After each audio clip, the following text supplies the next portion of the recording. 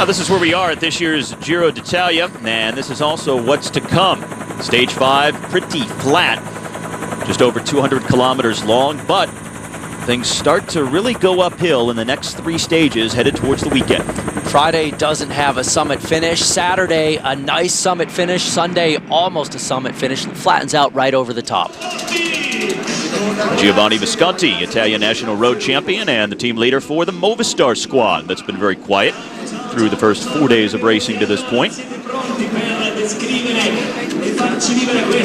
Movistar hasn't even factored in the sprints, even though Francisco Ventoso is a pretty good sprinter, celebrating his 30th birthday a few days ago here at the Giro. And this Garmin Barracuda squad, very interesting, the dynamic for them at the Giro this year. Typically in years past, they've either come specifically for the team time trial or to help Tyler Farah in the sprints. Now, they've come for those 2 purposes again this year, but the main goal is for Ryder Hesjedal in the general classification. So some added goals for the Garmin Barracuda squad this year at the Italian Grand Tour. Yeah, lump into there that they also have the man in the overall pink leader's jersey, Ramūnas Navardauskas. So they have a lot to ride for right now for the general classification. In fact, that's Rasmussen on the front, and he's one of the main lead-out guys for Tyler Farah. So it makes it hard when you have so many ambitions. You use up guys, and they start to get tired as the days and weeks wear on. And while they have the pink jersey today, it's very possible that they could hold it going into tomorrow, but with a different rider, Tyler Farah, because he's only 10 seconds behind his teammate, and there are time bonuses at the finish of 20, 12, and 8 seconds for the first 3. So Tyler Farah could very well inherit the pink jersey by the end of the day. It's certainly in play. They'd like to keep it with amongst the team. That's Olivier Kaizen in the breakaway, getting something from his director, and back behind the field, messing around with the race radio, Italian national road champion Giovanni Visconti. Let's try not to drop the radio on the asphalt. There we go. Good to go. So he can still have that earpiece communication with the rest of his team as well as his team director in the car. Perhaps tuned to a little opera for the Italian, maybe? Well, they are showmen. There's no doubt about it.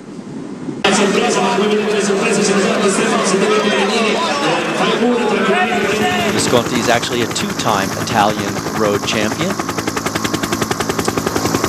Now Liquigas with riders towards the front. Mark Cavendish in the rainbow jersey, upper right-hand corner of your screen, number 181. Boy, he really took a hard fall in that stage 3 crash.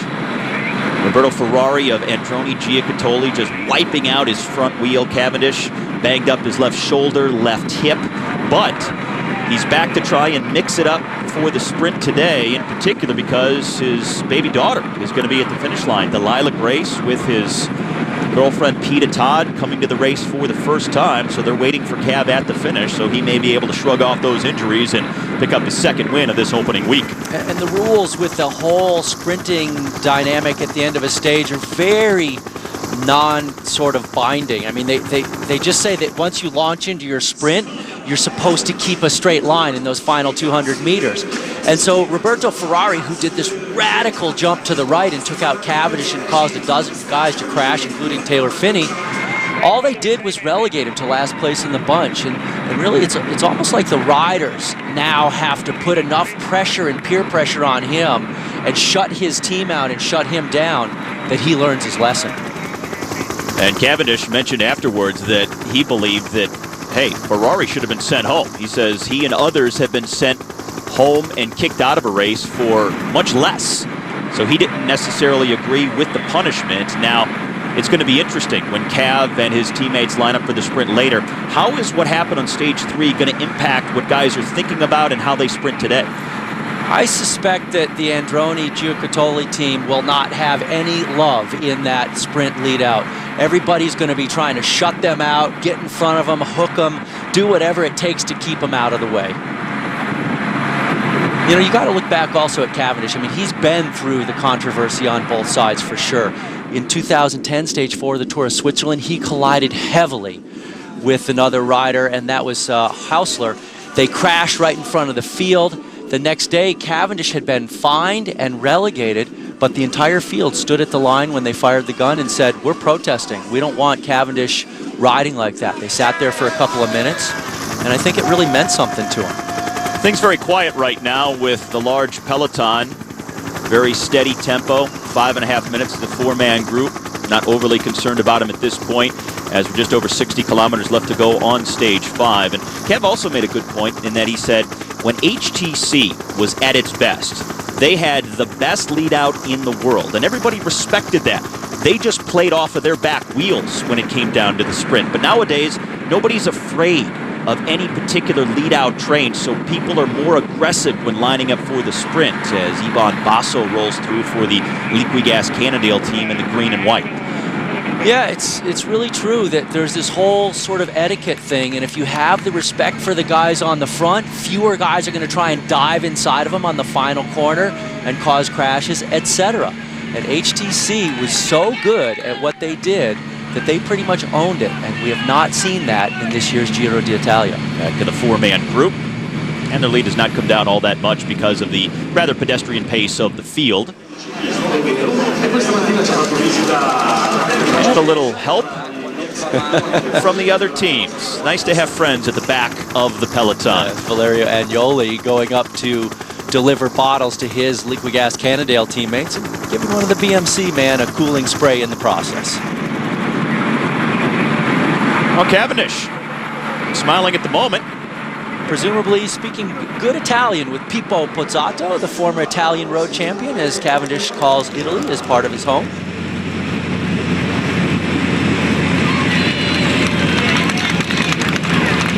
"60 kilometers exactly, with a 5.5-minute gap for the four-man move. 24-year-old Lithuanian, the Honey Badger. His teammate Dave Zabriskie gave him that nickname. And that is a scary animal. That is a very, he seems mild-mannered enough, but apparently there must be something inside there that we haven't seen. Well, he is the first Lithuanian to ever lead the Giro d'Italia. And the sport becoming so much more international as they hit the town of Rimini now. A lot of classic Italian towns on the route today. They've already gone through Sassana, Forlì, Bologna, starting in Modena earlier today, a city that's hosted the Giro now 10 different times. As this is where they start to come towards the Adriatic, and they now get there in the next few kilometers, ride towards the coast.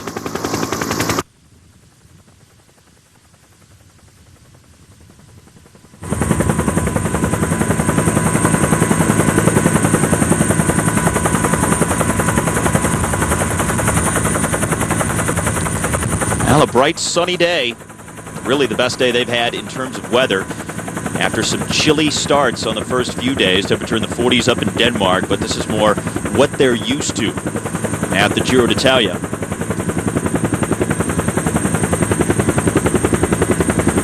Now the Arco di Augusto, the Roman arches in the town of Rimini. And a lot of traffic coming to see the Giro d'Italia. Or perhaps just clogged around the waterways. Who knows? People out sightseeing in general. Now you see in the distance there the Adriatic Sea, what I was talking about a moment ago. This is where they really get towards the sea and then start to ride along the coast, and then finishing in Fano along the coastline. This particular area right here around Rimini has about 15 kilometers of beaches and coastline, and you see the waterway leading out to it here. Well, Taylor Phinney losing the pink jersey yesterday in the team time trial, and he was very disappointed after the race. And he tweeted that had to be the worst I've felt on a bike in a long time. Incredibly thankful to his team for putting up with him today, as he knew they could have ridden on without him, but they waited for him when he went off the road into the grass at that one point. And he said he really wasn't sure how much it was the ankle and how much it was the fact that he just didn't have any energy. He had no power when he needed it. Been through an awful lot. There's a lot of pressure on him once you're in that jersey to hold on to it through the crashes and everything else. And he said he gave everything he had, but he had nothing to give as well. His teammate Marco Pinotti thought that had Taylor not been injured, they would have won that team time trial. This is the first of the 5 days so far where we've seen guys enjoying themselves the most, or at least as relaxed as we've noticed so far. And it makes sense. I mean, with all of the craziness in Denmark and, of course, the team time trial yesterday, good weather, relatively easy roads today, so you can understand that they'd be a little more relaxed on this stage 5. Yeah, well, the first 4 stages were all really like cliffhanger type of days. They had a time trial day 1, super stressful, super important, then 2 really hairy sprint finishes, and then a team time trial. All of those are very tough to execute. So now things have settled down. They're getting into the rhythm. Some guys know they're not feeling fast. Other guys know they are. The battling's not going to be quite as dangerous. We're starting to get into things. Temperature in the 80s today. Almost double what they experienced at times in Denmark in the opening 3 days. It was cold. Cold in Denmark. Mid-40s some of the days. A long trip at the end of stage 3 to make it down to Verona just prior to the team time trial. So finally a chance to settle in. And remember, time on an open road stage, they've not had to set the pace at the front of the peloton, working to bring back the breakaway. So we'll see when they do finally come forward to set up Mark Cavendish, because it'll happen quick. Right now it's Katusha moving to the front, and for the first time we're seeing other teams relieving Garmin Barracuda of the responsibility of riding at the front. Those other teams getting hungry for the sprint, and whenever you hear a horn like we just heard as we went to this aerial, that's the moto drivers or the car drivers honking, saying we are getting swarmed by the field. Everybody needs to open the throttle and get out of the way. Such a delicate dance between the motorcycles, the riders, the team cars. So much movement by so many different parts out on the road. 40K left to go for the field. It's now 2.5 minutes to the 4-man breakaway. Yeah, the moto drivers have as much race experience, and in many cases, as the riders. Not that they're racing, but they have to read the race and make sure that they get out of the way at the right times and don't impact the race. Everything is constantly moving, too. Think about a sport like football where people get so upset when the official gets in the way of a play, but that's nothing compared to a motorcycle or a car that has to weave in and out of a peloton of almost 200 riders. All right, so 2:25.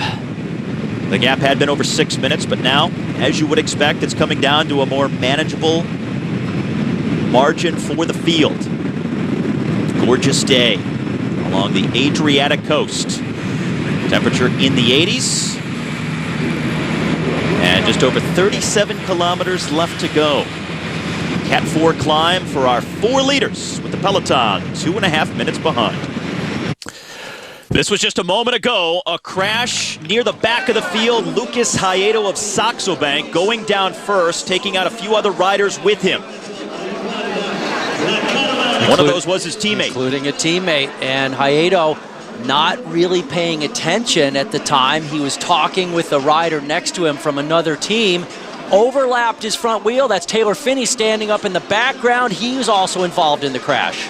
Phinney part of the collateral damage, as other riders were caught up in it. Just that ripple effect across the road. Got Taylor Phinney down on the ground. I don't even know who the other Saxo Bank rider is. There's Taylor Phinney.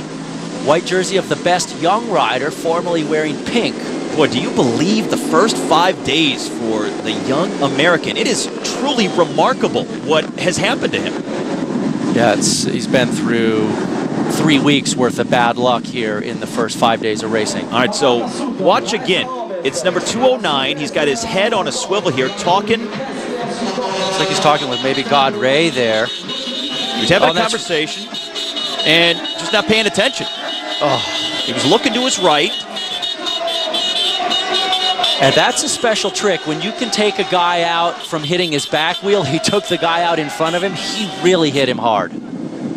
So Taylor Phinney back up on his bike. A little blood on the left elbow, it looks like. But, boy, Phinney, since taking the pink jersey with the time trial win on stage 1, it has been something every day. And it's remarkable because he's been very attentive, trying to stay in the right position and stay out of trouble, but trouble has found him.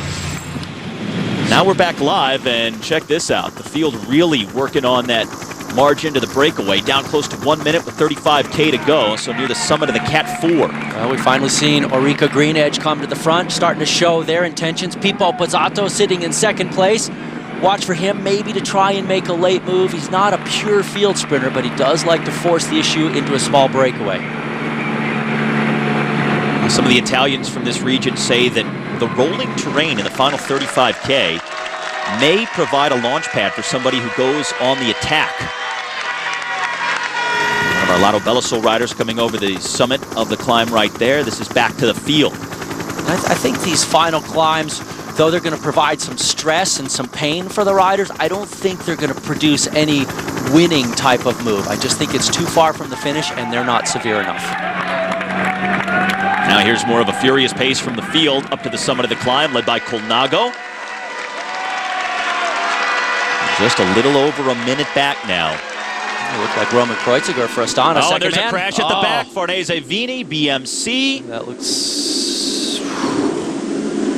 Yeah, that's Sant'Ambrogio. Mauro Sant'Ambrogio, the Italian. And I think that's Elia Favila. And another BMC teammate coming back too. That is Matthias Frank, the Swiss rider. He's number 43.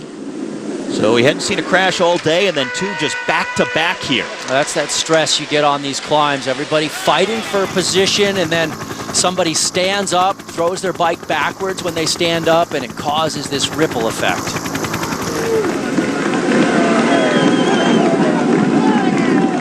So these guys, other riders still coming to the top of the climb. All off the back. That's Manuela Boraro, the Italian, who's been highly placed in the general classification. Boraro comes into the day in 6th place, Steve. Just 19 seconds out of it. He had a fantastic time trial the first day. Bad news for him and his team. Now this is Di Marchi, who has gone on the move, it looks like. Alessandro Di Marchi, the 25-year-old Italian from Androni Giacottoli. So things starting to come alive after the final climb, the Cat 4, with the gap coming down close to 1 minute, as Di Marchi figures he's not going to wait. He's going to launch the solo move. Well, it's some spectacular scenery along this hilly coastline, but with only 1 minute 9 seconds and 33 kilometers to go, going to be pretty tough for Di Marchi to stay away. As we said, some of the Italians from around here figured that riders will use these rolling hills as a springboard to an attack, but by and large, it should come down to a field sprint. Last time that the Giro used this route and finished in Fano, where it ends today, it was almost 30 years ago, and on that day it was a full field sprint as well. And the sprinters still very hungry to battle it out before the summit finishes, and more mountainous terrain coming up this weekend.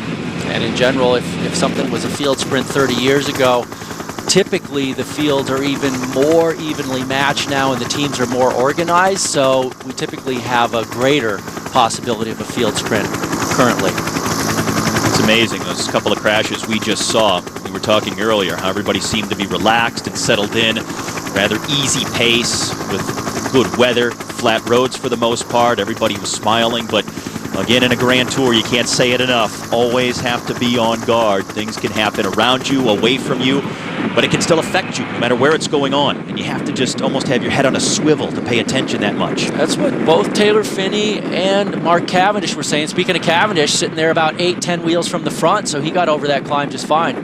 They're saying they're really stressful every kilometer of the race. You just have to be focused.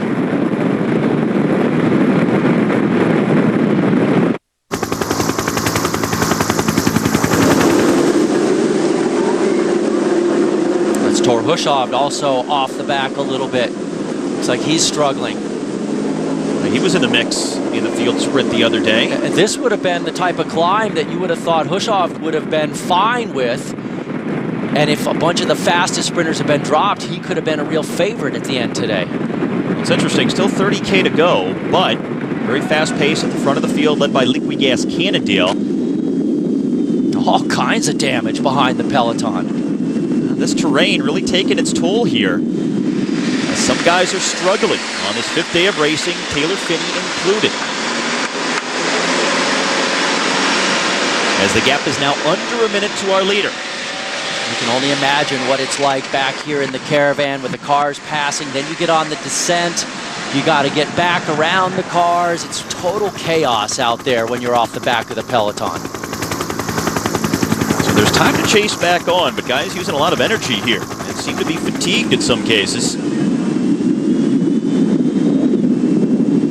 We saw at the bottom when they first started getting into the climbs, the Colnago team really drilling it on the King of the Mountain and put a lot of guys in trouble. Whoa. Look at that, Taylor Phinney almost getting taken out by the Radio Shack Nissan car. Speaking of chaos behind the peloton. Well, things in the rearview mirror apparently closer than they appear. Just a little bit. It got his left elbow there. Yeah. That is unbelievable. I mean, we've seen, obviously, cars taking out riders. You go back to the Tour de France last year, case in point. Yep. And that wasn't even where they were going very fast. I mean, the car just didn't move over enough. Phinney was in the middle of the road.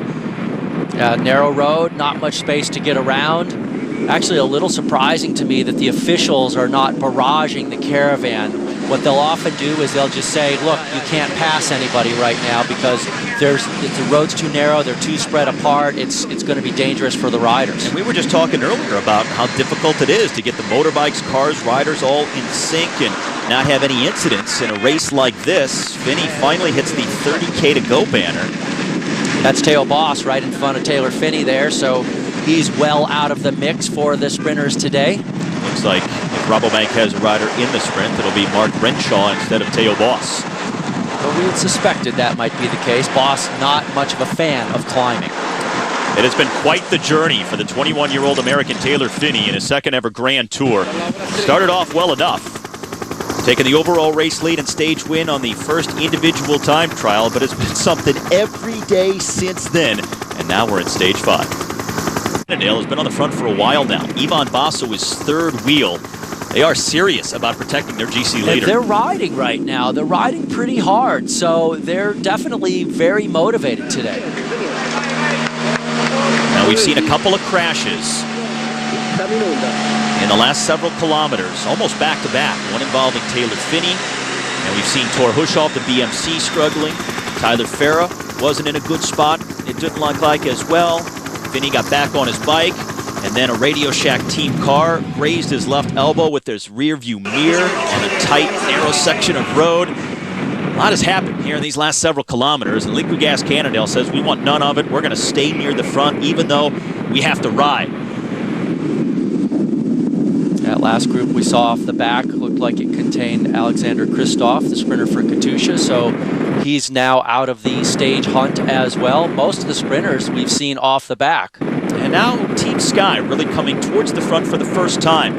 Those dark colors with the light blue and white, that's the team of Mark Cavendish. They've been given a free pass today, haven't had to ride at the front on a day where they typically would have had to set the tempo, Cavendish being the favored sprinter on a field sprint type of stage. Garmin Barracuda with so much at stake with Tyler Farah for the sprint, the pink jersey of Ramūnas Navardauskis. Earlier it was Garmin Barracuda riding at the head of the peloton, but Liquigas Cannondale has come to the front, trying to protect Ivan Basso in the GC, and now Team Sky starting to think about the sprint. So finally, for the first time today, bringing more guys to the front with under 24K to go. I'm sure they've really enjoyed the fact that they haven't had to ride tempo all day. The first open road stage, they did a ton of work up in Denmark. The second day, they did a ton of work, and then they kind of fizzled out at the end. Hard to know exactly how a guy is feeling, especially when they put in so many miles on the road to this point today. But with Cavendish and the carnage from the other day with that left hip all ripped up and the banged up left shoulder, how much do you think that's going to affect him in a sprint today? I actually think very little, and the reason why is because at the finish of the team time trial yesterday, Cavendish was on the front drilling it for Team Sky. That guy is tough. He bounces very well off the asphalt. He's had some vicious crashes and just walked away from him. And also his daughter will be at the finish line, Delilah Grace, just about a month old now, with girlfriend Peta Todd, who will also be there. So you want to win in front of the offspring. I don't think Delilah Grace is going to remember anything from today. 37 seconds now to DeMarquis, the lone leader, as they ride along the Adriatic for the better part of the remainder of this race. Are you sensing a dad shot with the little baby in his arms at the finish line up on the podium? There might be a photo or two taken if that happens. I think Delilah Grace may make her podium debut if her dad wins. That'd be sweet. He'll be spraying baby formula instead of champagne, though. And what a gorgeous day for racing. Not a cloud in the sky along the east coast of central Italy. When they say that cycling in Italy is some of the best in the world, this is what they're talking about. Rolling terrain, green, lush cliffs, the sea off to the side, bright, sunny, warm temperatures. Ideal day for the 5th day of the season's first Grand Tour. Down to 35 seconds now, so DeMarquis may be enjoying his last few kilometers out front with 22K left to go. Good thing they made a right turn right there. Could have been ugly. Stretched out now, pace very high. Liquigas Cannondale setting a furious tempo here. Ivan Basso, team leader, 3rd from the front as we come up on the final 20 kilometers of our 5th day at the Giro. 12 seconds now to the leader, Alessandro DeMarquis, coming down with every turn of the pedals as we come down to the final 20 kilometers of stage number 5. This is the action at the back of the field. A lot of guys coming off the tail end of the peloton. That's Tyler Farah there. For Garmin Barracuda, number 91 near the front of this group. So he's off the back. He's not in the main field anymore. A lot of sprinters getting shelled out the back. So it's going to be very interesting at the end of the day to see who's left to contest that sprint. JJ Hayedo, who was in the top 3 the other day on stage number 3, also dropped. You know who else is in this group at the back? Everybody's favorite sprinter, Roberto Ferrari, the Androni Giocattoli rider. Nobody's losing any sleep over that at the front. I don't think so. Number 91 near the front, Garmin Barracuda rider Tyler Farah. So losing contact. I mentioned JJ Hayedo. He's been dropped as well. Tor Hushovd having trouble. Roberto Ferrari also out of the peloton.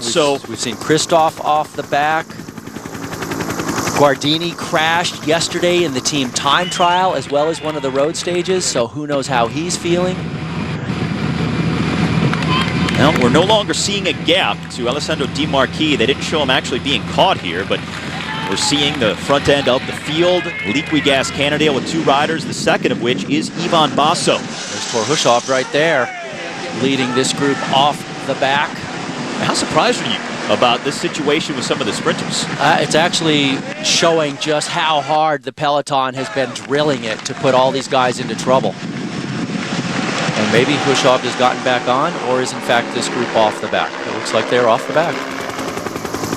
Now we're down under 20K now left to go, so that's good news for the likes of Mark Cavendish, who was near the front, Matt Goss in the red jersey of the points leader for Orica Greenedge. Although I haven't seen either of those guys for a while. We haven't seen them going out the back, but we haven't seen them in the front either. I think if they had been dropped from the peloton, we would have seen them by now. So you gotta hope. I think it's at least safe to say they are in the field somewhere, but Liquigas Cannondale, for a while now, has been leading the charge at the front, and Basso has been serious here. He has been near the very front. He's second wheel at the moment. Now Astana in those turquoise colors coming up behind Liquigas Cannondale, riding for Roman Kreuziger, their top GC man. And Basso is still looking for some form. He's had a terrible start to the season with some crashes, some injuries. Not 100% coming into the Giro, but he's the kind of guy who can ride into form as the race goes on. And one of the guys that we could consider for Astana is Enrico Gasparotto. I have noticed him in the front group, and he's got a pretty fast sprint, especially from a reduced peloton. It's the group of some of those sprinters who have been dropped off the back.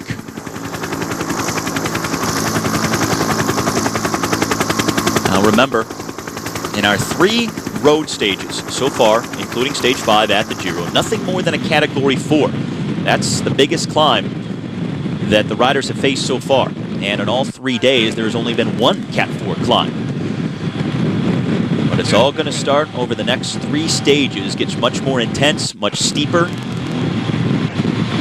And you think about that 1 climb today and the pace the riders have been moving along and how it's impacted some of these riders. It's only going to get more difficult as we're down to 18K left now.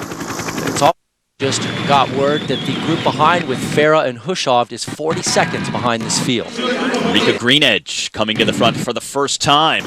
Haven't caught a glimpse of Matt Goss. He'll be in a red jersey today. Stage 3 winner is leading the points competition. Now Sky moving back towards the front. There's Mark Cavendish in the rainbow jersey. He was well back in the field just a short while ago, but that's how quickly he can move up with his team. And now they're starting to get very serious about the sprint, as we're under 12K left to go to the finish. That's a great job by Cavendish, considering all the sprinters that have had their tickets punched out the back of the field. To still have him in there, he must be riding very well. Filippo Pozzato or Farnese Vini riding near the front.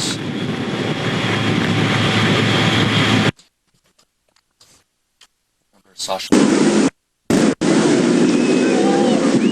4.5 hours in. Tyler Farah tore Hushov 40 seconds back after being dropped earlier. So several different groups have formed out on the road behind the main peloton. There was a 4-man breakaway earlier in the stage. They got 6 minutes at one point. They were caught just after that only climb of the day with 35K to go.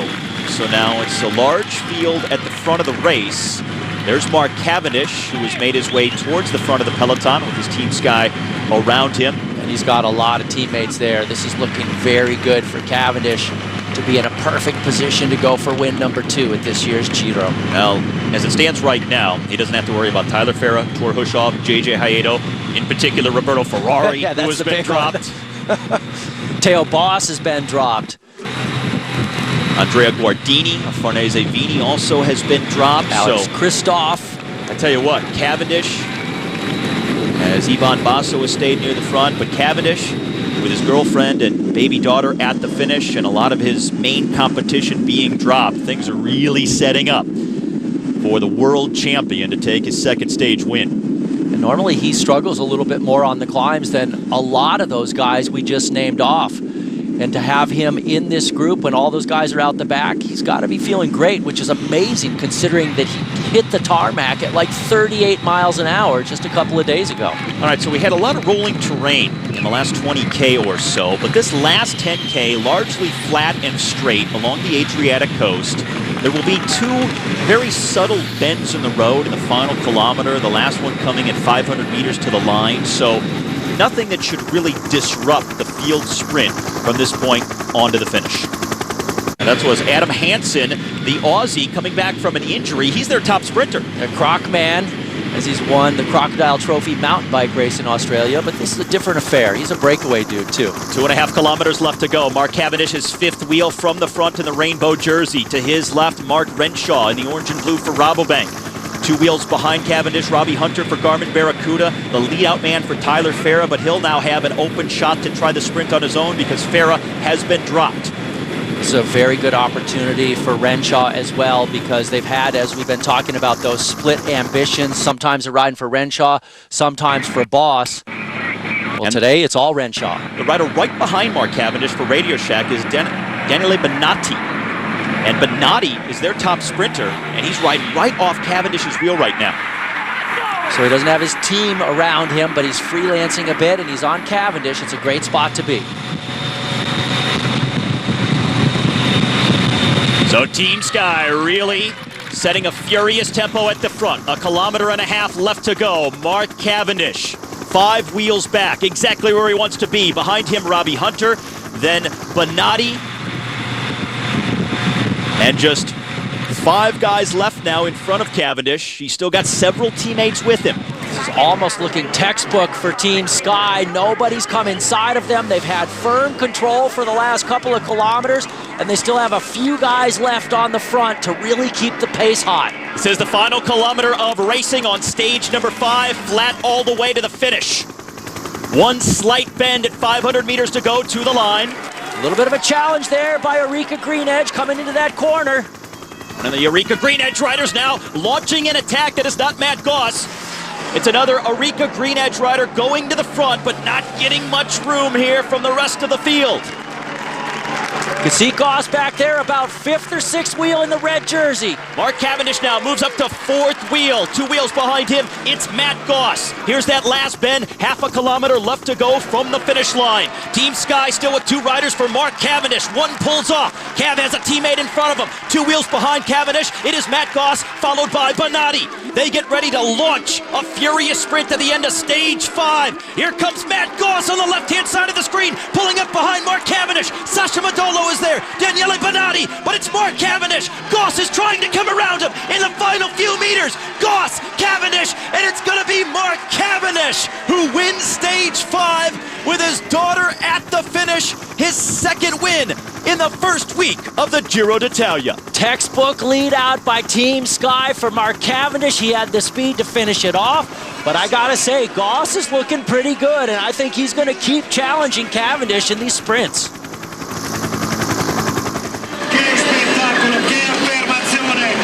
After the stage 2 win, the stage 3 crash, he comes back, led by his team in the closing kilometers that did such great work. Terrific lead out and pacing that man to his 32nd Grand Tour stage win. His 9th individual stage victory at the Giro d'Italia alone. Big day for Mark Cavendish, winner of stage 5, and we're back with more after this. Cavendish gets a sniff of the line. Simply put, there is nobody who can match his speed. He got the lead out all together today, still had 2 guys in front of him with 1K to go, so there was plenty of horsepower left. Goss jumps up the right in red. Cavendish in the rainbow jersey comes from 2nd wheel. Cavendish got that low aerodynamic position. Goss trying to come around on the left. He gets up about halfway up the bike, but there's just no match in the pure speed of Cavendish. Quick pat on the backside there by Goss, but I think he's pretty disappointed that he couldn't get a little more distance up there next to Cav at the finish. When he won in stage 2, his lead out was disrupted, but the lead out really worked perfectly for him today. Still had a couple of teammates inside the final kilometers, so a textbook lead out for Cav today, but again showing us that he can win in more ways than one. Without a lead out on stage 2, with the lead out here on stage number 5. Well, and the best chance anybody's ever going to have of beating Mark Cavendish is to figure out some way to get a stranglehold on his team and have them fizzle in the end so that Cavendish is isolated. If he's not isolated, it's virtually impossible to beat him.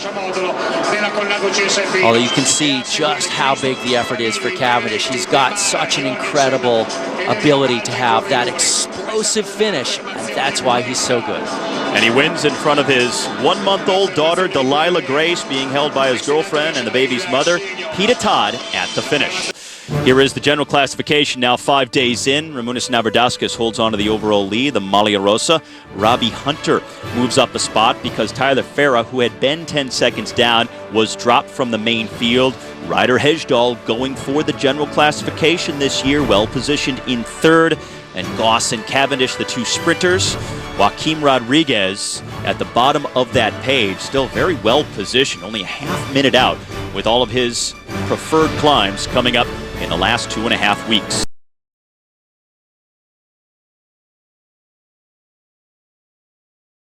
He said he got 2nd in that stage this year. He won a stage last year. Again, the 4 chasers who are next on the road behind Rubiano. And then behind them, this is Gianluca Brambilla of the Colnago team. And up at the front, with 20K to go, Miguel Angel Rubiano, who's still looking pretty good. I mean, he's riding a very fast tempo here. He is sensing now a potential stage win. Interestingly enough, you know, the pigeonhole most people put Colombians in is that they can't time trial, but Rubiano is a decent time trialist. I mean, he's won time trials before, and on the left, there goes Movistars. That's the Italian national champion, yes. Visconti, and he's marked by a NetApp rider. Yeah, and that is Bartosz Huzarski, the Polish rider for Team NetApp, who is with him.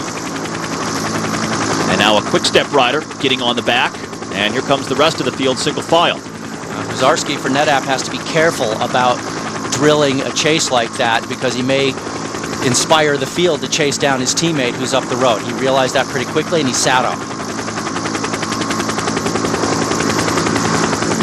Now everybody taking stock for a moment as the tempo eases back just a bit. No one really charging, no team in control here with the GC riders.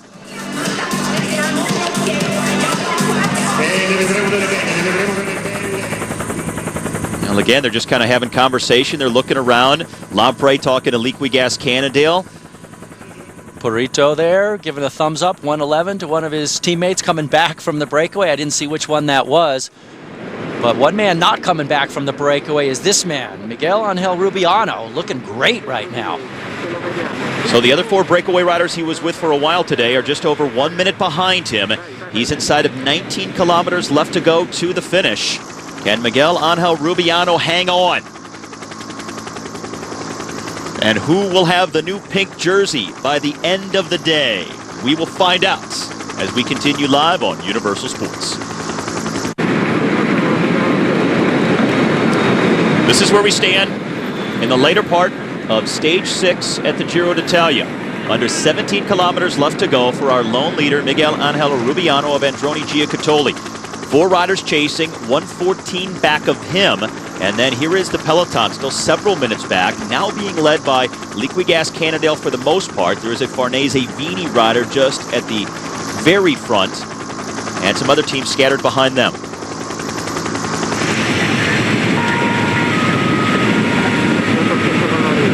Miguel Angel Rubiano, now with a very legitimate chance of winning the stage. He's already assured that he'll be the new leader in the King of the Mountains classification. Now, can he produce the biggest single stage win of his career?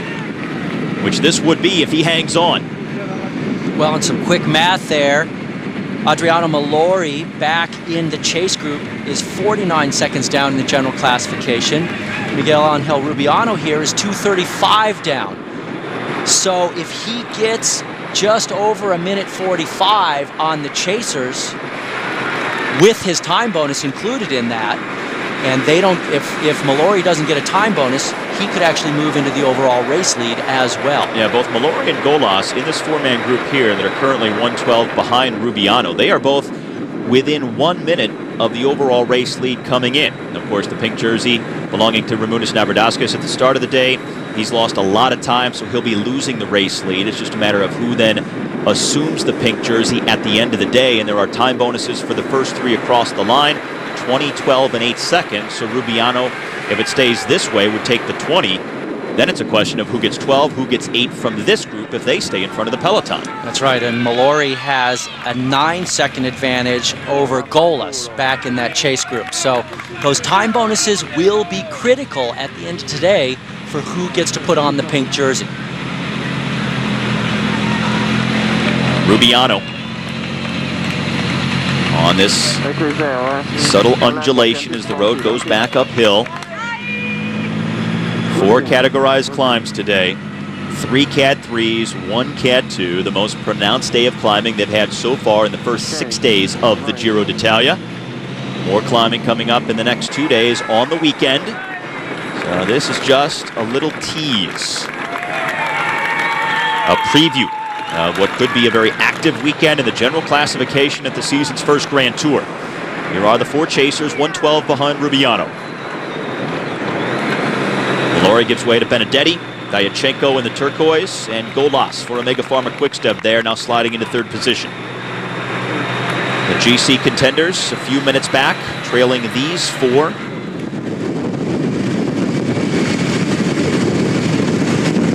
That's Luke Roberts, number 206 for Saxo Bank. Gianluca Brambilla of Colnago there in the white and light blue. Brambilla was going forward from the peloton. Luke Roberts was in the earlier breakaway, so he's going backwards. And Frank Schleck just out of your screen on the right side for Radio Shack Nissan, right there. And he's the 2nd Radio Shack man in the line, so apparently he's starting to feel decent up there toward the front. Frank Schleck over a minute back in the general classification.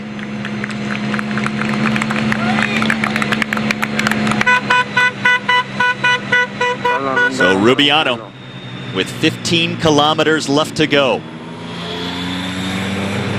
Now the majority of that will be downhill or flat, but still going uphill to the banner here. He has put a huge effort in here. from the top of that last rated climb, going over with just about 52 seconds or so on the chasers. He's extended that over that group of guys who's working pretty well together to 1:14 currently. So he will be approaching the Adriatic coast soon. Downhill from here, and then the last 6K entirely flat. 4 chasers, still over 1 minute out. Benedetti for Team NetApp helping to lead the way. He's number 191 at the front of this group.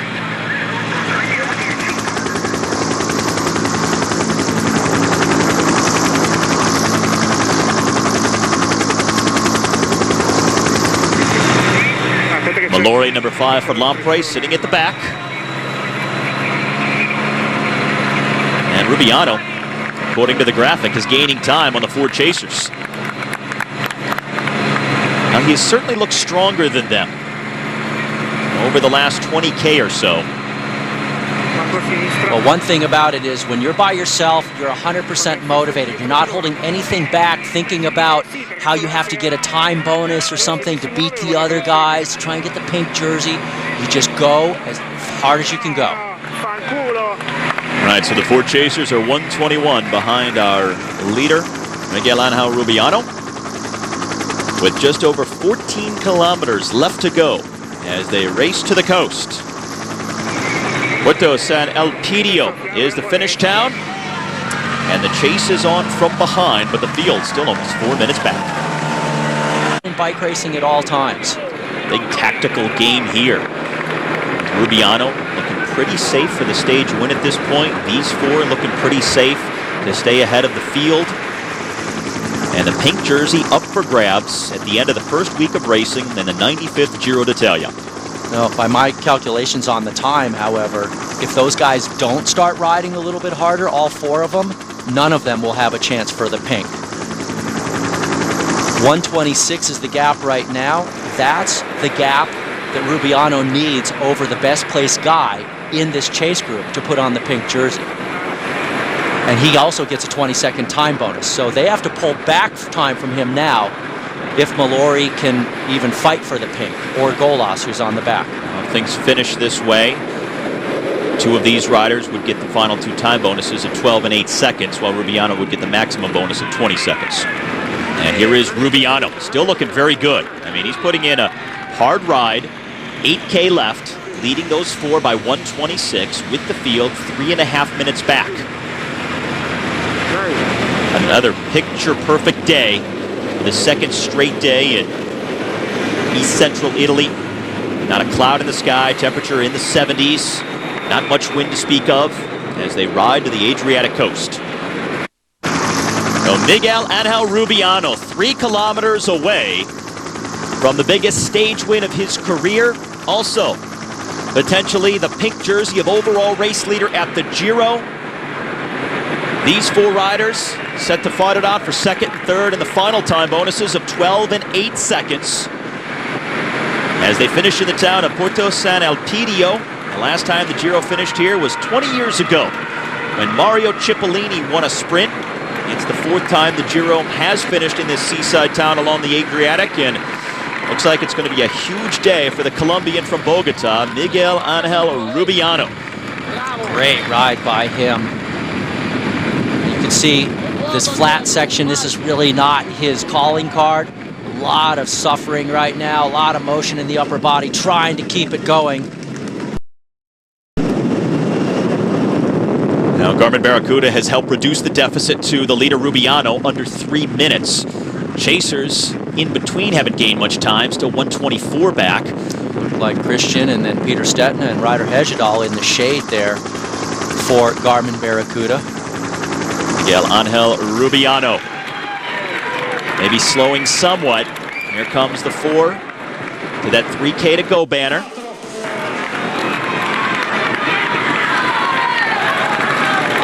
So Rubiano just about a kilometer in front of these 4 right now.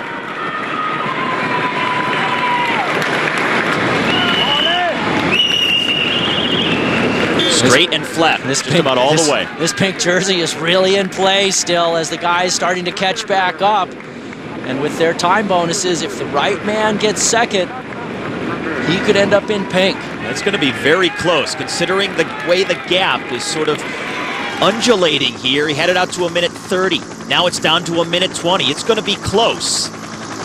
That pink jersey still very much in doubt as to who is going to get it. We know it's going to change hands today. It's just a matter of who is going to take it. And we've got 1.5 kilometers for our leader left to go. These are the 4 chasers, now 1:19 behind, so they're slowly taking back a few seconds. This has been critical for the chasing effort. Just these last flat kilometers, they've taken a big dent out of the lead of Rubiano. 12 seconds so far, and they may pick up some more before the finish. Still over 1 kilometer away from the finish, so Mallory taking up the charge, leading this 4-man group. He has a chance to be in the pink jersey at the end of the day. Now pulls off the front.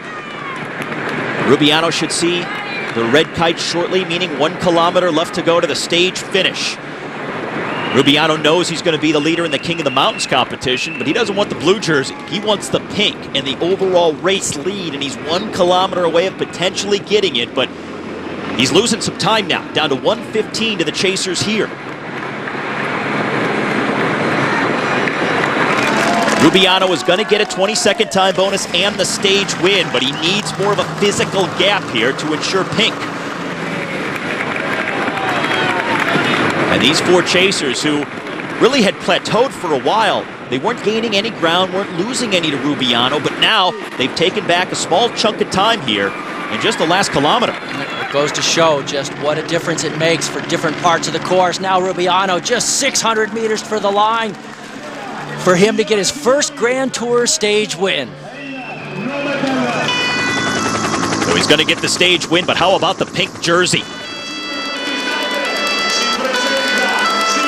Miguel Angel Rubiano, 27-year-old from Bogota, becoming the first Colombian to get a Giro stage win in 5 years since stage 6 in 2007. So it'll be stage 6 in 2012 for Rubiano to pick up his first ever Grand Tour stage as he celebrates with a solo victory on stage 6 of the Giro.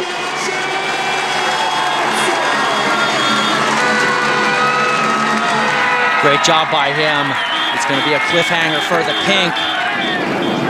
Here come the 4 chasers now. How much time have they taken out from Rubiano? Remember, in this group, Adriano Mallory for Lampre, second from the back, is the highest placed man. A 12-second time bonus for second, 8 seconds for third. Now they're playing games and it's costing them time. It is, and this is the type of thing that could cost them. By my quick math, Rubiano needs 1 minute 26 seconds advantage over second and third to get the jersey. Well, just look at this pace. Golas front, Mallory sitting second. Now Golas starts to ramp it up just a little bit. And that's if neither of those front 2 guys gets a bonus. So those time bonuses really make a difference here. Benedetti and then Diachenko at the back. Now Golas goes for a Mega Pharma quick step. Mallory is behind him trying to respond. This is for the time bonuses behind the winner. 12 and 8 seconds for second and third. It looks like Mallory has pulled to the front. Golas behind him, so it's Mallory, Golas. Mallory's going to get pink. He's going to get pink. He reserved enough time there at the end, and his time bonus should put him into pink. And now here's a lot of time being made up by the peloton with the top GC riders. They've cut way into the deficit that they were staring at earlier. Well, they finally got on some bigger roads where they could really get motoring in that big group. So first across the line here, we'll get 6th place, as the first 5 have already come across. Orica Green Edge, Movistar, Farnese, Vini fighting it out there as the peloton comes across. And there is Adriano Mallory, who finished second, got a 12-second time bonus, and has moved into pink. Huge day for him and his team. Really touch and go there at the end. We'll double check that math, but he should be the new race leader. There's the stage winner. Miguel Angel Rubiano, the Colombian, gets his first ever Grand Tour stage victory. as he rides into a solo victory on stage 6, but the pink jersey changing hands at the end of the first week here at the Giro. Big lead on this very short climb, 18% maximum grade. He picked up almost a minute advantage by the top. And he put his head down in the top and said, "See you later, guys." And then he rides in across the line by himself, absorbing the victory, his first ever Grand Tour stage. And thought for a while he may be riding into the pink jersey, did not preserve enough of a lead to do that. But still, a sweet win nonetheless.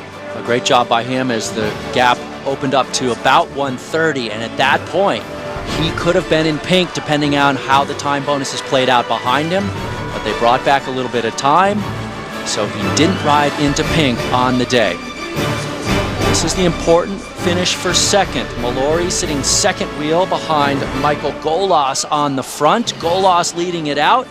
He was the second best place rider in the chase group, but Mallory for Lampre, the best place rider in the chase group, he picks up the 12-second time bonus.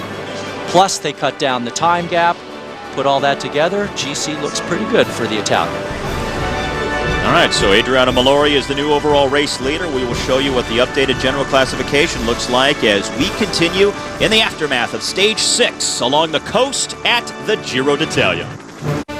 6 days deep, and here's the top 5 at the Giro d'Italia. Adriano Mallory, the Italian rider from Lampre, native of Parma, Italy, is the new overall leader. He takes the Maglia Rosa over Golas, Hejdahl, Rubiano, and Van de Velde. Adriano Mallory, the Italian national time trial champion last year, and the year before that in 2010, he finished in last place at the Tour de France.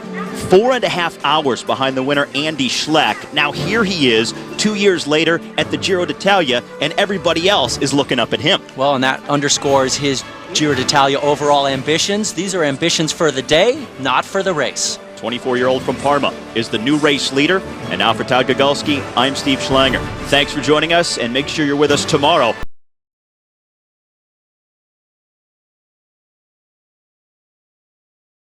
For today's stage number 7, I'm Steve Schlanger alongside Todd Gagulski. Glad to have you with us as we are set up for the first summit finish of this year's race today.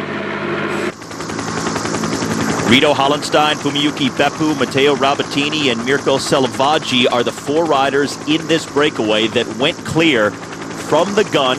Their largest lead was almost 9 minutes earlier in the stage. These 4 guys, not particularly dangerous for the overall classification, with the possible exception of Hollenstein. He's a minute 21 down in the general classification. The other guys are all further down than 10 minutes. Hollenstein, the man on the back right there, the Swiss rider for Team NetApp. On the front for Varnese Vini, that's Matteo Rabatini, the Italian, pulling through. We have our third leader of the opening week of racing coming into stage number 7. It is the Italian Adriano Mallory, who now wears the pink jersey. He is back in the peloton for stage number 7. The pink jersey brings many rewards, including the Giro d'Italia lipstick seals of approval, as Adriano Mallory found out after stage 6. But with great rewards come great responsibility, and that can be a burden. Ramūnas Navardaskas wore pink for 2 days, but when the road tilted up yesterday, he suffered, often alone on the road, and finished more than 13 minutes off the pace. In pink for the first 4 days of the Giro, American Taylor Phinney, now in the red colors of his BMC team, suffered even more, finishing stage 5 with world champion Mark Cavendish more than 33 minutes back, just seconds before the time limit. One of the worst days ever, according to the Taylor tweet, but small victory. At least he didn't crash. The power and burden of wearing the pink jersey may fall on new shoulders after today's uphill finish.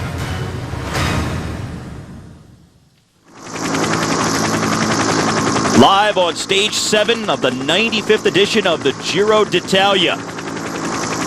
205 kilometers in length, and now down to the final 75.5 kilometers left to race on a gorgeous day in central Italy. It's an uphill finish, the first of this year's race, as this adventure around the Italian peninsula continues into the Apennine mountain range today.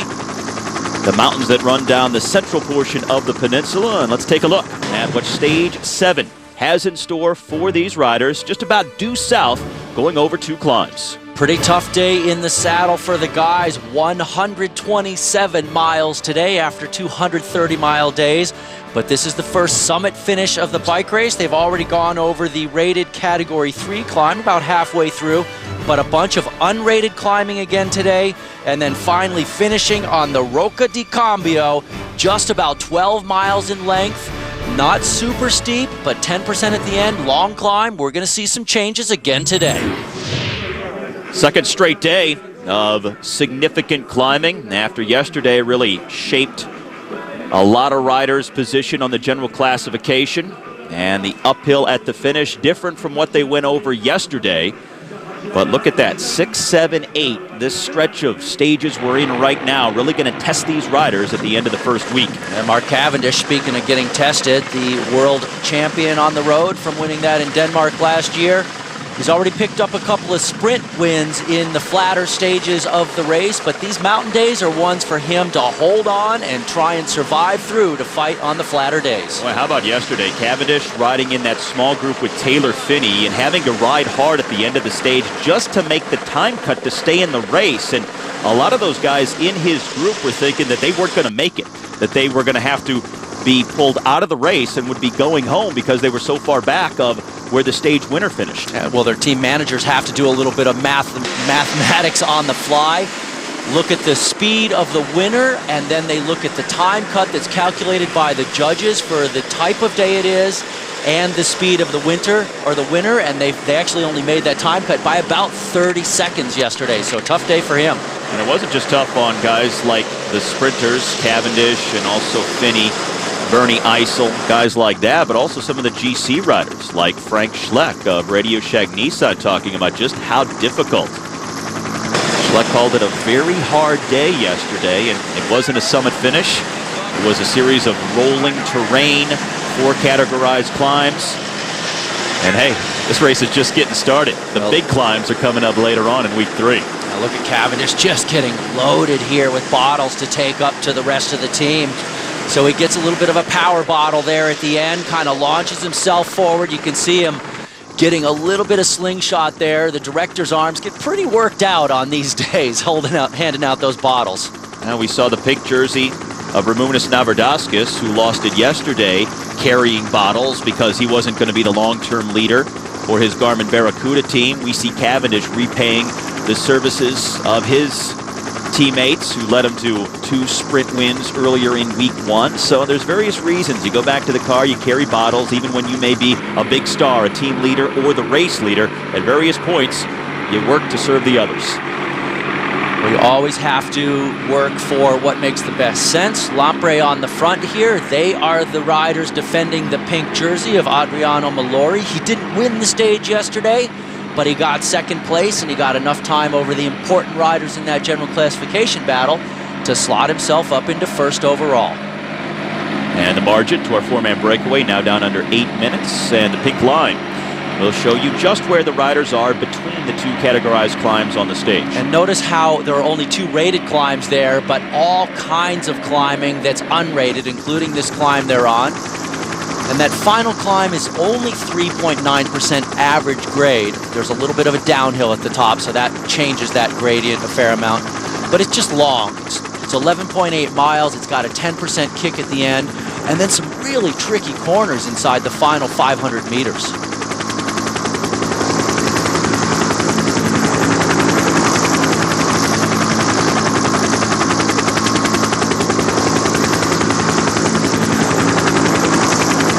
Well, it's more than a 2-horse race, Go-Go. Got a lot of guys who are going to throw in at this year's Giro. Well, in fact, we only had 4 guys out before today, so 194 starting. We lost 1 guy earlier today, Gianni Meersman. He was one of the crashed riders in the opening couple of days in Denmark. So we may see some more abandons as today wears on. It's a little bit cooler today, but the guy's really complaining about how hot it was yesterday. And a few marquee names have pulled out. American sprinter Tyler Farah and also BMC's Thor Hushoff abandoning the race. And Hushoff was just not feeling it. said he felt empty, no energy to give. Really an unusual season for the God of Thunder to this point. It's been really tough for him and really pretty tough for his BMC team as well. A real bright spot was Taylor Phinney winning the opening time trial at this Giro d'Italia and defending that jersey for several days before finally relinquishing it in the team time trial. But he fought valiantly through a lot of hardship. So the four-man breakaway hanging on to a very healthy margin right now. Peloton not in serious chase mode as of yet. Still over 70K and a summit finish still to go on stage 7. After 6 days, Adriano Malori, the leader of the Giro d'Italia. Some big names in the top 6, including Ryder Hesjedal, Joaquim Rodriguez, and then below that line near the bottom of the page, some other big names that we expect will be GC contenders as the last 2 weeks get underway. Roman Kreuziger, Ivan Basso, Frank Schleck, and Michele Scarpone all within 1.5 minutes of the pink jersey. And as far as today's first summit finish of the race, most of the riders concur that it's not going to be all that selective. They don't expect huge time gaps to open up, but it's one of those stages where you have to pay attention. It's the type of finish that suits a climber who can sprint as opposed to a pure climber who grinds it out on long climbs and just wears others off his wheel by a process of attrition. And that's why we're seeing Katusha coming to the front with one rider to put their hand into helping out Lampre, because Katusha has Joaquim Rodriguez, and he's an interesting mix of abilities. He's got a great ability to climb the long, hard climbs, but he also has that sprint finish that we think could be very valuable at the end today. Like yesterday, this is one of those difficult days. When you look at the profile, you only see 2 categorized climbs, one of which is in the middle of the stage, the other at the very end. But the thing that makes it so hard is that there's virtually no flat roads. It's up and down in some form from wire to wire. And when you look at the book, when the riders study the profile on their stage books, you see the undulating terrain, but you don't see every bump in the road. So as you continue to go up and down all day long, that has to wear on you, not just physically, but also mentally too. Yeah, a lot of days guys will get to the finish and say, that was really hard compared to the profile. And, you know, we've all been there as racers. Some days you just can't tell really when you look at that profile. And that's why if you're really serious about the bike race, you go recon key stages, because you want to make sure that you have a good feel for how hard they really are. The pace at the back end of the peloton. Again, 5 less riders from what we started with on day number 1. Gianni Meersman, the latest to abandon, pulling out earlier in today's stage. And there's Daniele Banati, number 173 for Radio Shack, the sprinter sitting at the very back. And now we come back up to the front, the pink jersey of Adriano Malori, sitting behind his pink and blue teammates of Lampre. And the Katusha man, Pavel Brut, up there as a national champion, so he's got a special jersey on.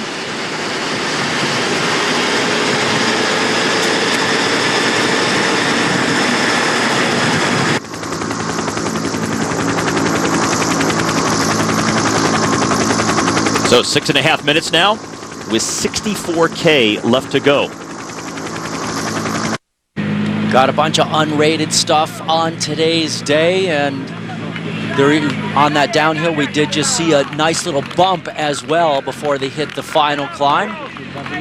Right on the front, Rachel Hollenstein there, the Swiss rider for Team NetApp, driving the pace for the breakaway, but I think it's going to be very hard for them to stay in front of the field today. They're riding through the L'Aquila region of Italy that was heavily damaged by that earthquake a few years ago. And headed towards that summit finish that's being used for the 4th time ever at the Giro d'Italia. Montereale is the town that the 4 leaders have just gone through, and the peloton still a ways away, over 6 minutes back. So many of these picturesque hilltop towns in Italy. That's what makes the country such a postcard kind of country, because you have these snapshots almost everywhere you go. Yeah, too bad for the riders, they don't get to look at much of it, but it's good for us.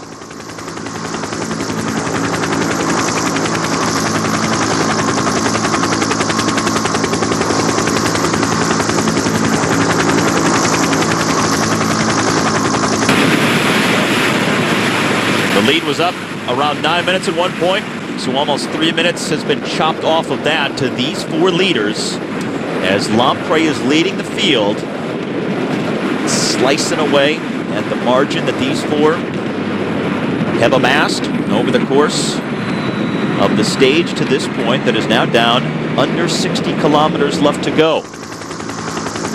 That's just about 40 kilometers away from the final climb. And now the field.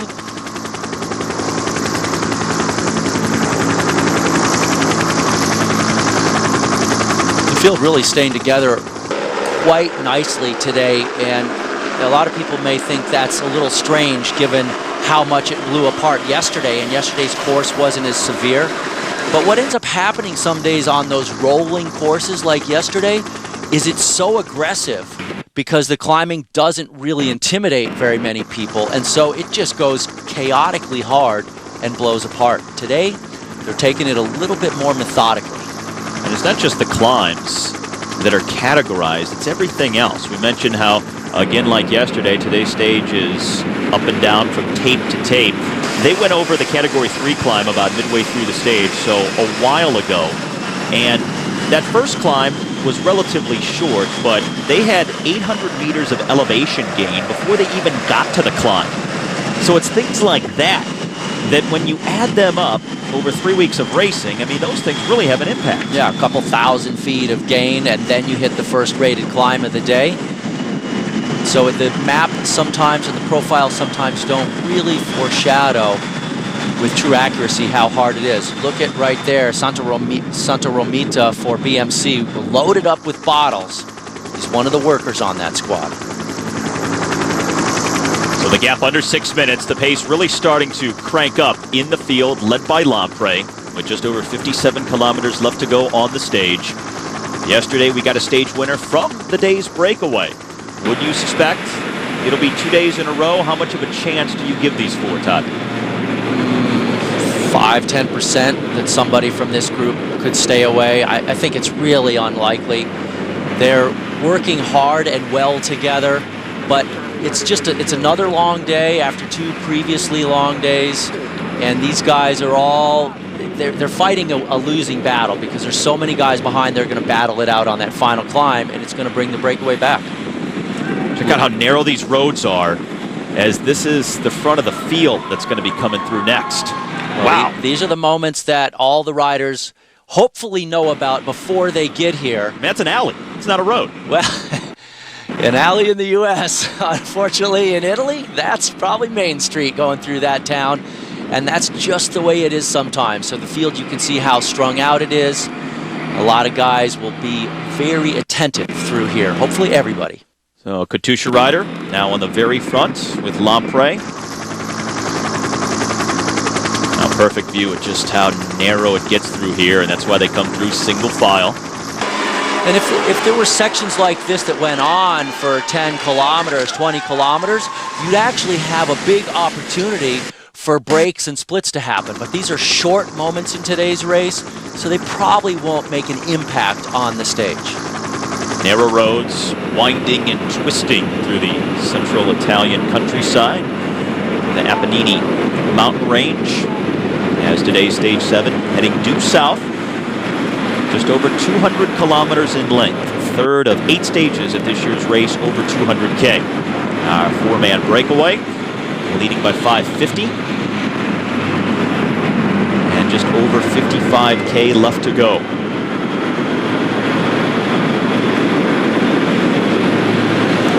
Fumiyuki Beppu on the front, the Japanese rider, both a road and time trial champion last year from his native land. He's obviously first year on Orica Green Edge because it's a first-year team. He came over from the last couple of seasons at Radio Shack. He also raced the Giro last year, his first appearance at the Giro. On the back there in the yellow, Matteo Rabatini, the 24-year-old Italian from Farnese Vini, rode through his hometown on yesterday's stage 6. One of the 2 Italians in the move, Mirko Salavaggi, the 27-year-old from Bacansole, is the other.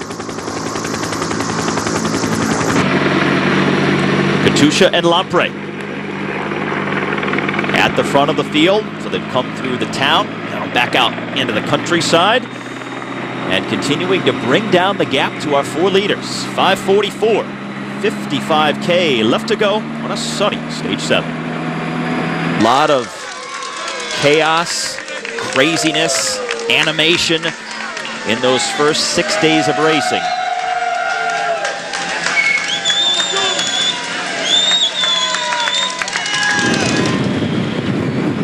Everybody hoping things just settle down. Now that we're back into the rolling terrain, hoping that there's not as much of that furious activity.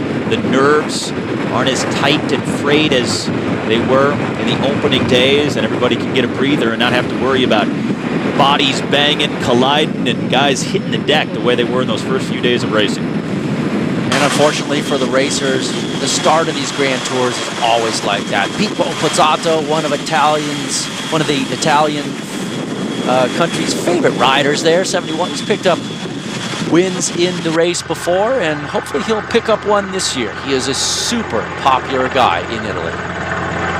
Those opening weekends, though, Grand Tours are always hectic. Guys are always talking about how nervy it is and how they're locking up their wheels left and right to stay out of pileups, and it's just crazy. And after the first week, guys nursing some wounds, starting to feel some fatigue in their legs. It's a typical rider. Once you get through the first week and then you still have 2 weeks to go, where are you typically, mentally and physically, right now? You're actually starting to settle into things. This is typically the best week for a lot of guys because they're not completely exhausted. Adriano Malori there on the left. That's Valerio Agnoli leading Basso in the green and white of Liquigas. So they're not so exhausted and their body doesn't hurt so much everywhere that the second week is good. You get into that third week and you can barely get out of bed in the morning. I mean, just the thought of turning your legs over is a horrible thought. And it's going to be even worse at this year's Giro because all of the most difficult climbing, the highest, steepest, most demanding climbs are all in the final week, and the toughest day is going to be the second to last day of racing altogether. And they go up to the highest point they've ever faced in a Grand Tour. And Stelvio is a monster of a climb. Over 40 switchbacks. And when you look over one side of it, you can see all the way down and see all the switchbacks. And some of them are so tight that actually shorter buses, they don't even bring big buses up there, but shorter buses have to make 3-point turns. I've actually witnessed them trying to get around those corners, and they can't barely do it. Pavel Brut, the Russian national champion, on the left there. And that looks like Ramunas Novardauskas on the right for Garmin Barracuda. 5.5 minutes for that pink jersey group, the peloton, behind our 4-man breakaway. Down to 40 kilometers left to go. Now, one guy who's sitting in a pretty good position is the birthday boy, Joaquim Rodriguez, because he really hasn't had to use his team much at all in this first week at the front of the race. We've seen today there's been 1 or 2 Katusha riders near the front, but in the first week of racing, we've seen more of Lampre, of Liquigas Cannondale, of Garmin Barracuda, Astana. Those are the teams that have brought the most riders collectively to the front. Katusha has never done that. Well, and not only that, with Rodriguez sitting just 36 seconds down, he has enjoyed 2 of the best time trials of his life. Maybe not the very best, but certainly the second and third best. País Vasco, where he only lost 20-some seconds in that time trial, that was fantastic. He was over the moon. But in this Giro d'Italia, he did okay in the opening time trial. His team was second in the team time trial. He doesn't have to fight back from the deficit he normally does after those time trials. And that makes him an interesting figure because with some of the short, explosive summit finishes and stages that we have at this year's race, he can very easily rack up a few stage wins. That's a 20-second time bonus with each victory. So the fact that he isn't fighting back from a deficit at this point means he could take the lead and give himself a margin, and then you go into the final time trial on the last day, he doesn't have to worry as much. A lot has to happen for those circumstances to come together, but let's just suffice to say Joaquim Rodriguez is in a better position right now than he typically is in a Grand Tour. There's no doubt. The roads start to go up in the distance as well. You look out over this hilltop area, you see more hills, more undulation, up and down. This is the area that was devastated so badly by the earthquake a few years ago, so they're trying to rebuild. And the Giro, on many occasions since that earthquake, has come back, trying to pay homage, trying to help build up this region economically, spiritually, just try to get the passion of the people revved up and just playing some small role in the rebuilding of the L'Aquila area. It's really hit hard by that earthquake, and really tragic to see the damage done as the riders were riding past it in past Giros.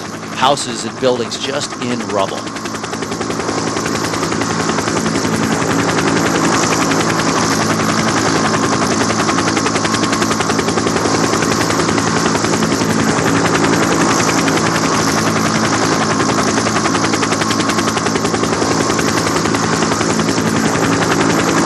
Down to 3.5 minutes, so not as much daylight as these guys were enjoying earlier. That's 1K to go to the intermediate sprint point in L'Aquila.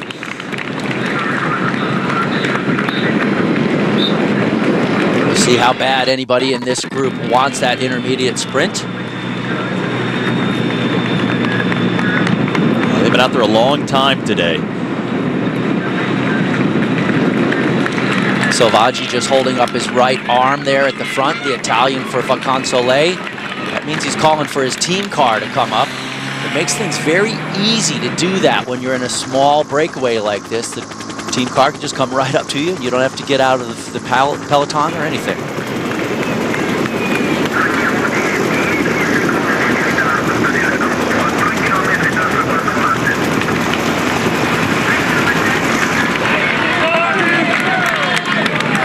So who's going to have a go at the intermediate sprint?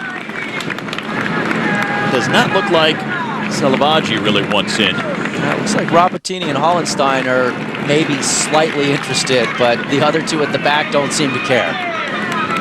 Although, I don't know, I maybe wouldn't count out Beppu.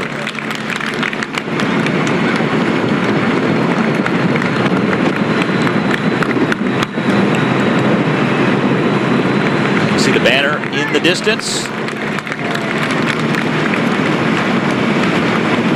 Nobody going for it. This is an interesting moment, and it makes me think about my career. Sometimes you're in a break like this, and you don't want to appear to sprint for something, but you want to sort of fudge your rotation so that you rotate through and get it. Well, it turns out there was a little sprint after all. Miyuki Beppu over Rico Greenedge with the subtle sprint. Went through as the first man at the intermediate sprint, but now the gap for our 4 leaders down under 3 minutes and 27.5K left to go. Good way to make a breakaway acrimonious by sprinting like this and splitting it up. All right, approaching the final climb and the first summit finish of this year's race here on stage 7. Time from off the back to off the front of the break. So these guys are they've pretty much thrown cooperation out the window at this point. With a pretty good tempo. Selvaggi, the Italian there, he is not happy with people fighting each other. He was looking over at Beppu after Beppu sprinted in that intermediate sprint and saying, use your head, pointing to his head.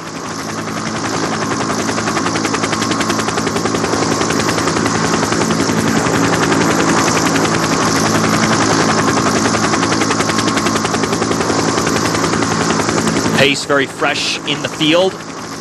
Even around some of the tight corners, the switchbacks on this descent that leads to the final climb. And something that's easy to overlook, but you can't overstate, is the importance of how you ride to the base of that final climb.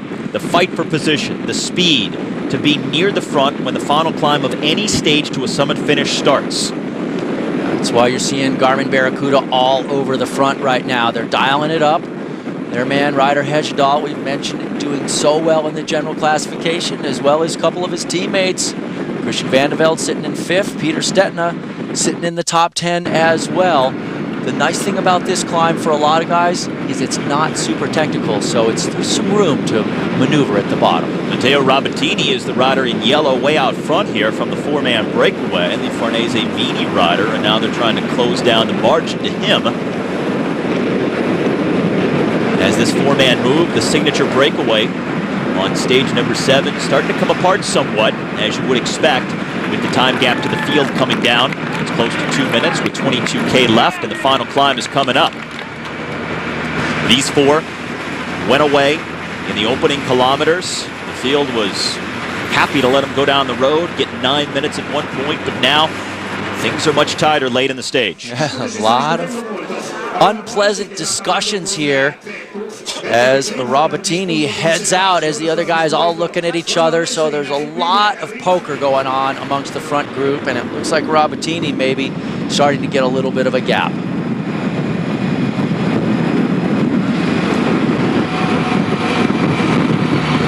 Indeed, Rabatini has picked up 3rd earlier this season at the 5th stage of the Tour of Langkawi, and winner of the 5th stage of the Presidential Tour of Turkey last year. This is at the front of the field. Now Ramunas Navardaskis setting the pace. The former holder of the pink jersey at the very front of the peloton, riding now for Ryder Hesjedal in the GC. Behind him it is Robbie Hunter. Hunter number 96 there. And Peter Stetina. Best young rider's jersey, although he's actually 2nd in that competition, because the overall race leader Mallory is leading that competition, and he's in pink. Ryder Hesjedal going through the frame on the left-hand side of the screen. Now Radio Shack getting things together for Frank Schleck. Liquigas Cannondale still there for Ivan Basso. Everybody looking for position near the front with the final climb coming up shortly. Just got an image of Marco Coldan at the back, the Italian for Colnago. Pockets full of bottles. This is going to be a very hard time for him to get to the front and distribute those before the climb. Roca de Cambio. The Rock of Change, and I think we're going to see some change here in the overall classification battle today. Only the second of 2 climbs on today's stage. The other was a Cat 3 midway through. This is a Category 2. It's a Category 2 for its length. It certainly is not a steep climb.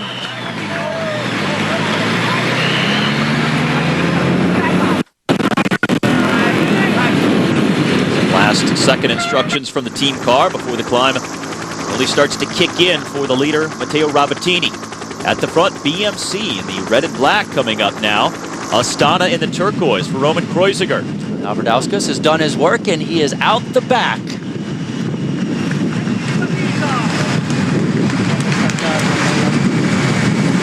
That man wore the pink jersey, his overall race leader for a couple of days.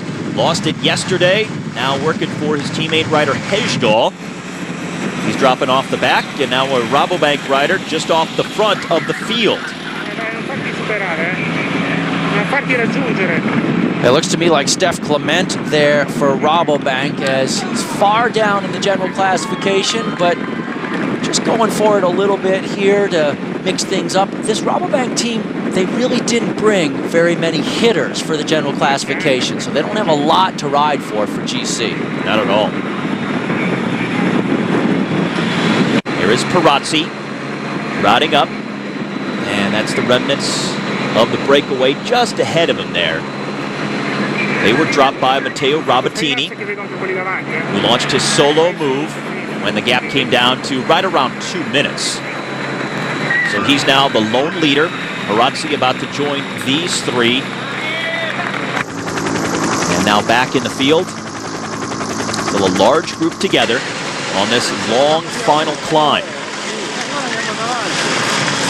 First summit finish of this year's race, but they actually finish at the base of a much bigger mountain, the Okra Mountain, that tops out at 7,200 feet, and the top of the mountain is actually 3,300 feet above the stage finish today. They end today's stage at a small mountain resort.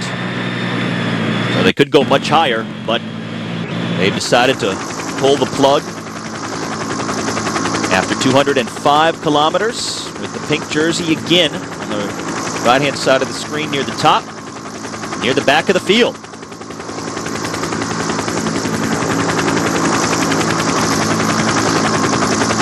Still several different teams with riders near the front. Lamprey in the Pink and blue, Liquigas Cannondale, green and white. Perazzi continues to charge towards the front of the race. Perazzi's a pretty decent climber. He's particularly good at short climbs. A climb of this length, I wonder if he's going to unravel a little bit later on. But he did win the mountains classification at Tirreno Adriatico earlier this year, Italy's second biggest stage race. So, you know, he's shown over the course of this year already that he is a player in the mountains, but that's more from breakaway efforts. That's not riding away from the contenders on a climb. Best young rider a couple of years ago at the Giro del Trentino, which is a race that his teammate Pozzovivo just won prior to the Giro d'Italia. 25-year-old from Alatri, Italy. And he's chasing this man, Matteo Rabatini, his fellow Italian for the Farnese Vini team. Our leader, but with a gap that's coming down pretty quickly. And Perazzi, third year in a row, he is in the Giro d'Italia. It's the only of the 3 Grand Tours he's ever raced. But that's very common for an Italian professional continental team. This Colnago squad is a Division II team, so they have to get an invitation to be in this race. Valerio Agnoli, one of the top domestiques in the mountains for team leader Ivan Basso. Looked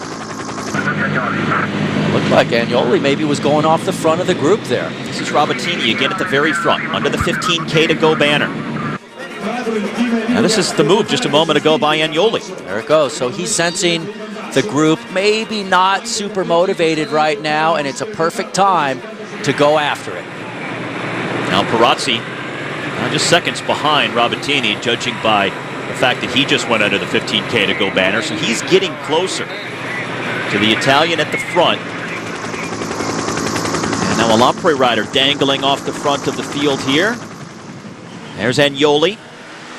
So he's third on the road now. Matteo Rabatini, Stefano Perazzi, then Agnoli, then this rider here for Lampre with the field right behind. Oh, and look at this, the pink jersey having trouble. Already in trouble after being off the front so long yesterday. It was going to be a tough sell for him to hold on to that jersey today. Well, looking like we're going to have our 4th race leader by the end of stage 7. Yeah, I'd say that's pretty much a guarantee. Pick up your last beverages for the day and say goodbye to the team car. You're not going to see it again till the finish line. Movistar rider and Lampre here. So things starting to spread out on the road somewhat, just ahead of the field. Several riders out there now. This is at the very front. Again, Matteo Rabatini in the yellow for Farnese Vini, part of the day's original 4-man breakaway. Stefano Perazzi shouldn't be too far behind, however, for the Colnago team. There he is. You can see him through the trees. Second on the road. And Valerio Agnoli for Liquigas Cannondale, third. All Italians all the time. So 3 individual riders at the very front, separated by just seconds, it would appear. Now Agnoli looking back over his shoulder. He may be waiting as Mallory says bye-bye to the Maglia Rosa. He just gave it a nice little kiss there. Kiss it goodbye. Even had the pink helmet sporting today. That'll come off for tomorrow. It's like Daniele Pietropoli or Lampre is the rider in the pink and blue there in the middle, just ahead of Agnoli. And then the Movistar rider just ahead of them. And that is Herrera, Jose Herrera. And Herrera is going clear of the 2 Italians. So here's Jose Herrera, Agnoli, and Pietropoli just behind him, but not gaining on him with 14K left to go.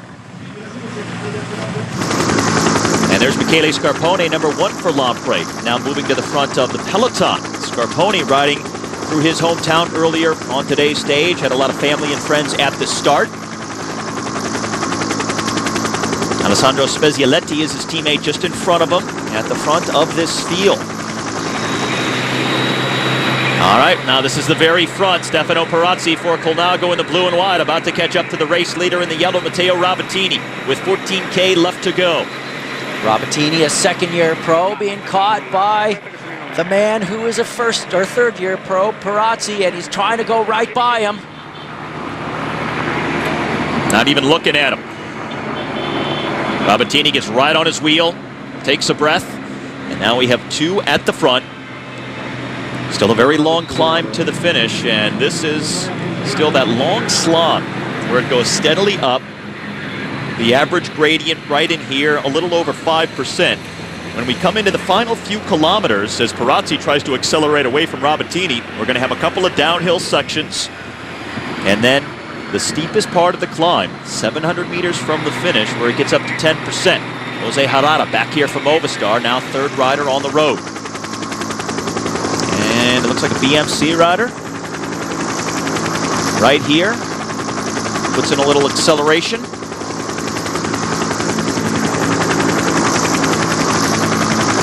And that is Ivan Santaromita, the Italian for the BMC squad. It may have been Matthias Frank, too. I didn't quite get a good enough view of his body position there, Steve. Now, Evgeny Petrov is the Russian for Astana right there. As we move back to the struggles of the pink jersey. And Adriano Malori, number 5, who has dropped off the back. So he's losing time and losing the race lead. This is back to the very front. Stefano Perazzi, Matteo Rabatini. And now the Katusha rider, Angel Vicioso. Spanish rider. So a lot of things happening here. A lot of riders moving forward from the field. Nobody taking control in the field, so a lot of things just sort of dribbling away off the front. Jose Harada looking to catch up to our 2 leaders here. It's under 13K left. It's Movistar team led by the Italian national champion Giovanni Visconti, but they're loaded with a lot of talented climbers, so they could send several guys up the road, especially on a stage like this that ends with a long climb. Perazzi pacing Rabatini, Harada just seconds behind. And Harada comes into the day 109 down on the jersey, so he's a guy that the hitters behind are going to have to think about a little bit, and they don't want to give him too much leash here. We still have over 30 riders within a minute 10 of the race lead. Here's 7 days in. So Agnoli, Petropoli back here. BMC rider about to make it up to them. This is off the front of the field. You can see some of the other riders in the distance behind them. They are next on the road. And a more select group forming at the front end of the peloton here. A lot of riders attacking off the front. And now Harada joins our 2 leaders. So it's Stefano Perazzi, Matteo Rabatini, Jose Harada. 3 riders at the front. Just over a dozen kilometers left to go to our first summit finish. Stall number 95. He's sitting right behind the leader for Radio Shack, Frank Schleck. Damiano Cunego in the pink and blue between the 2 Liquigas Canada riders in the white and green. Right-hand side of the screen also for Liquigas Canada, Ivan Basso. Well, right now, rider Hejdahl poised to ride into the pink jersey, unless something else happens, some other attacks, considering the way things are right now. If the stage ended this way, because the 2 men ahead of him on the GC are struggling and losing time. Hejdahl coming into the day 3rd on the general classification, only 17 seconds down, but you have to imagine we're going to see some more activity in the final 8 kilometers. Basso looking for his 3rd ever Giro d'Italia title. Tough start to the season. Failed to finish his first several races, was injured, went to an altitude training camp in Spain just prior to the Giro. Didn't even know if he was going to ride the Giro d'Italia. In fact, Vincenzo Nibali was on standby to be the team leader for Liquigas Cannondale, but Basso was able to give it a go. Number 171, Frank Schleck for Radio Shack Nissan. Boy, you talk about not knowing if you're going to ride the Giro or not. Schleck, case in point, he found out a week ago, just before the first day of the race. Yeah, Sylvester Schmid there, the trusty climbing lieutenant for Basso. And he's the last man now in front of Basso for Liquigas Cannondale, but they still have another teammate there as well. Basso ahead of Frank Schleck. Roman Kreuziger in there for Astana. It looks like John Gaudret just a couple of wheels behind Basso. trying to put himself up onto the podium this year overall, but he's had terrible time trial both the first day and the team. So he's fighting from a losing place. Stefano Perazzi and Jose Harada. Perazzi for Colnago, Harada for Movistar. In front of the race, half-minute lead, 7.5K left to go. Still completely in play. Look at how big that group is. Many guys still there in the contention for the overall classification as well as in play for the stage win. Haven't seen any of the GC riders really make a significant move. Ruano put in a subtle acceleration earlier, but really didn't go for it. Harada looking back, thinking that their time may be short-lived here at the front. 16 seconds with 4K. It's a pretty good indication when you're at 16 seconds. You look back and you see 4 Astana guys on the front setting the tempo. Garmin Barracuda moving up on the right side of the screen just a little bit there as well. That's Ryder Hesjedal. You can see him, the blue helmet, back on the right a little bit. He's right behind his teammate Christian Van de Velde, also in a blue helmet. And Radio Shack Nissan rider. I didn't see who that was. Hard to tell. Went by pretty quick. He's at the back. Trying to chase back on. That looks like Thomas Rohriger. Indeed it is. Now when you're getting spit out the back at this point, you're not going to finish with those guys. Perazzi looking for help from Jose Harada. And don't look back because that field is just about there. Omega Pharma Quick-Step now with 2 riders at the very front. Dario Cataldo, the Italian, is their team leader. And then behind, Liquigas, Cannondale, Astana, and Garmin Barracuda, the usual suspects, as Perazzi gets a gap here on Harada. He wanted some help from Harada a moment ago. I don't think the Spaniard can do it. Well, Perazzi continues to throw in these digs. I'm sure it's pretty frustrating for Harada.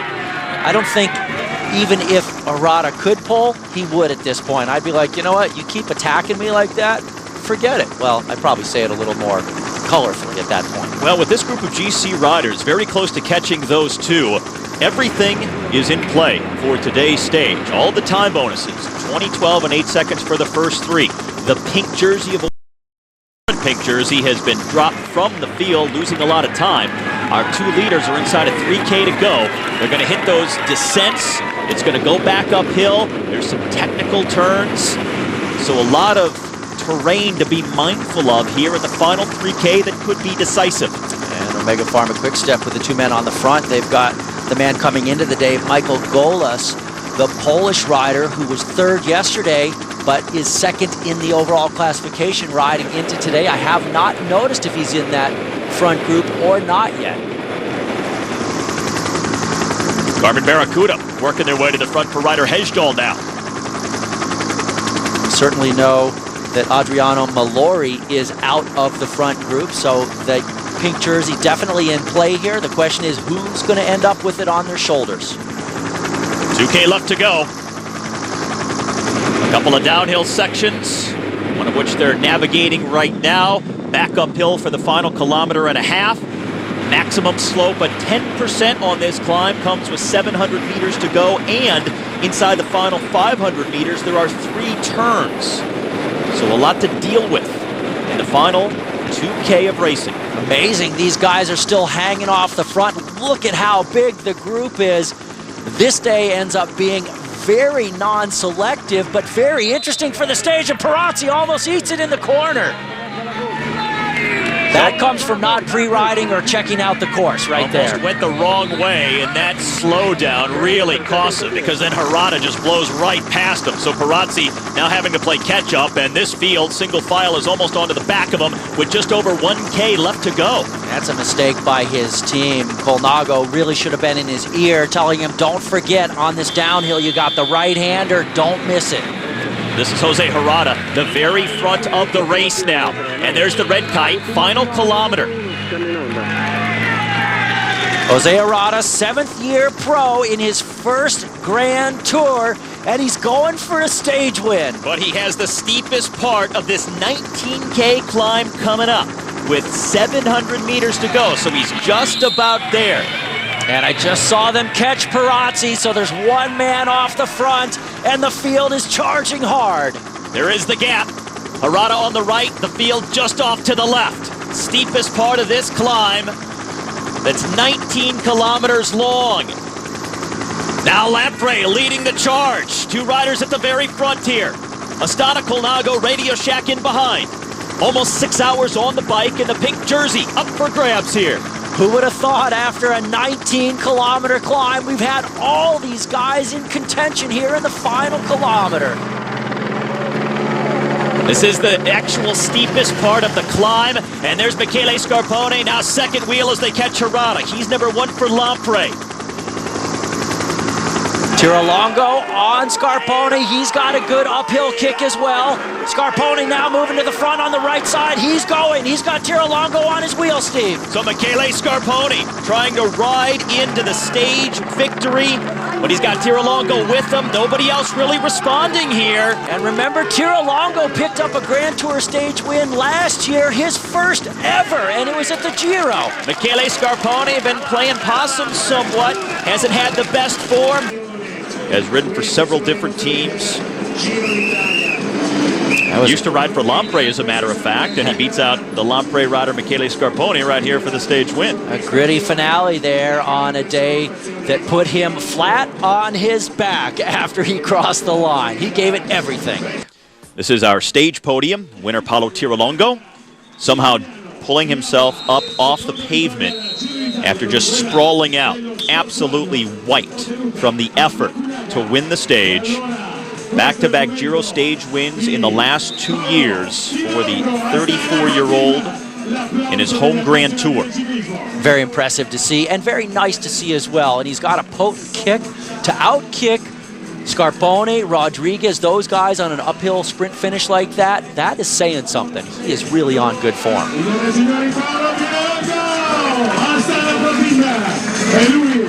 Tirolongo,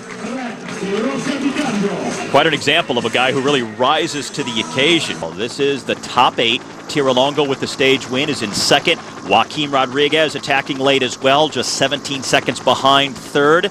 Christian Vande Velde and his teammate Peter Stettner rounding out the top 5 with Danny Moreno, Roman Kreuziger, and Ivan Basso all also within 1 minute of the race leader. Look at Garmin Barracuda, first, fourth, and fifth. That team is riding exceptionally well right now. And this is his third time riding the Giro, but the first time ever that he's been a team leader.